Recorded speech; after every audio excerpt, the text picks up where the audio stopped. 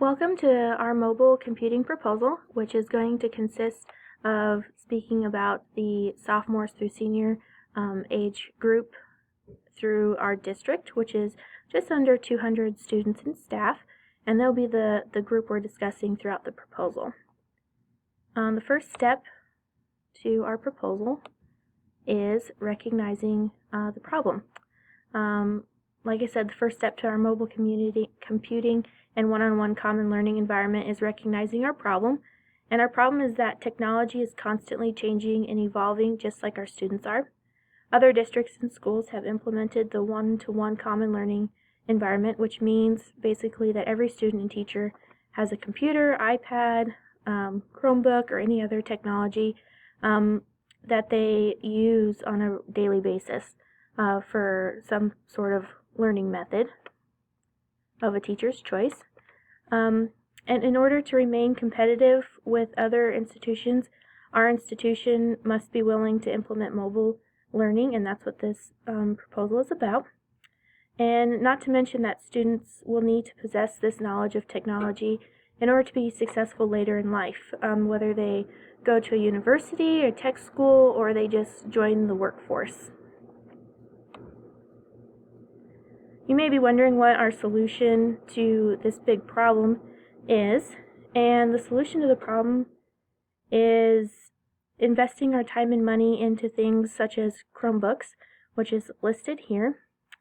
And you may be wondering why this is a solution, because we have computer labs available in our schools. Well, sometimes those labs aren't always available, and you have to sign up, and they take time to shuffle kids here to there, so Chromebook is a good solution.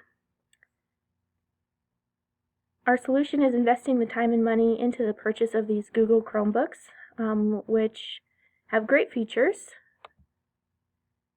such as an 11.6-inch screen, 4 gigabytes of RAM, and 16 gigabytes of storage on the device.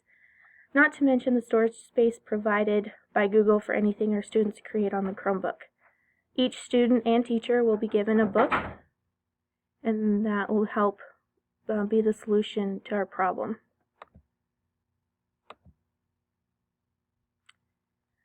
Step 3 to the proposal is probably the biggest hurdle any school district will have with the mobile learning proposal. Step 3 is to answer the big question of cost. My first answer is that there are so many grants available to schools for this specific purpose. Here I have several examples listed. Computers.learning at gsa.gov, info at crc.org, digitalwish.com, and the government does grant proposals. Not only are grants a great way to raise money to purchase our new technology, but there are also endless numbers of fundraiser possibilities that we could look into later. The Chromebooks I'm proposing are $179 plus tax. There would be no extra cost for software due to the availability of the Google apps. That goes from writing papers, making presentations, email, and etc., things like that. Not to mention the 170,000 educational apps that can be found on the internet alone. Our sophomore and through senior class and teachers contains about 200 students, like I mentioned before, giving us a total of about $35,800 in total cost plus some tax. In 2014, it was reported that schools spent 1/3 of their technology budget on computer hardware, which would be fixing the computers, updating software, and things of that nature.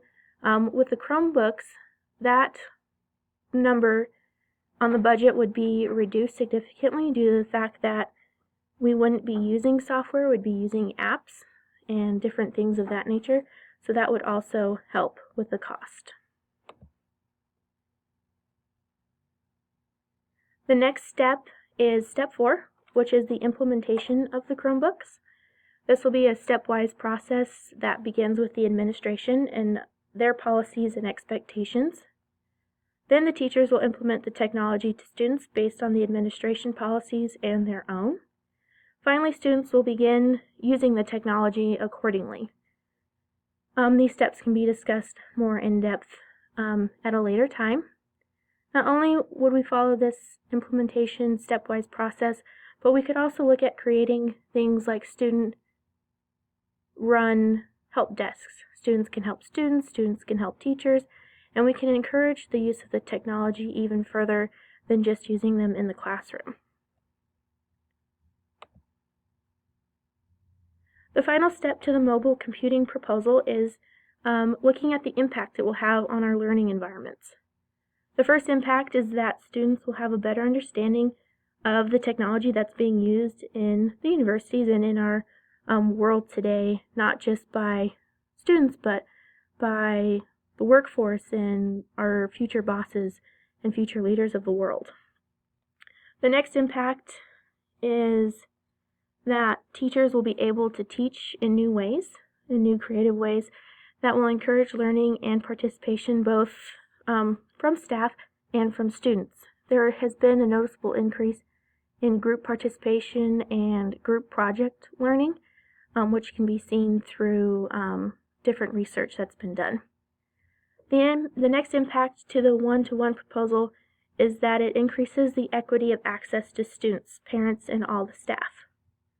Like I mentioned before, not everyone will have access all the time to a computer lab, so that's one of the great impacts of having the one-to-one proposal. The final impact this could have is that it increases the competitiveness in the region. When students have more access to books and knowledge and education, they are more willing to learn and be accepting of the knowledge that they could potentially possess. So that's a huge impact that the Chromebooks would have on our students. So thank you for listening to the mobile computing proposal.